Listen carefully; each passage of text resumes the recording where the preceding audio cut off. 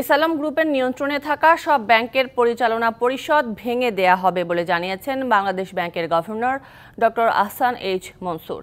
এছাড়া এই গ্রুপের নিয়ন্ত্রণে থাকা ইসলামী ব্যাংকের সব শেয়ার প্রাথমিকভাবে সরকার নিয়ে নেবে বলেও জানান তিনি। একই সাথে শিগগিরই ব্যাংকের পরিচালনা পর্ষদ ভেঙে নতুন স্বাধীন পরিচালনা পর্ষদ গঠন করা হবে। ইসলামী ব্যাংকের বেশিরভাগ শেয়ার এস আলমের হাতে থাকায় আপাতত ব্যাংকটিতে সব স্বতন্ত্র পরিচালক দেয়া হবে বলে জানানো হয়েছে। পরবর্তীতে আগের পরিচালকরা 2% করে শেয়ার কিনে আসার পর তাদের পরিচালক নিয়োগ দেওয়া হবে।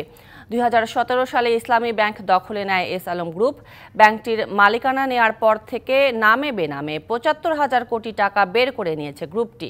ব্যাংকটির শেয়ারের 82% মালিকানা রয়েছে এস আলমের হাতে।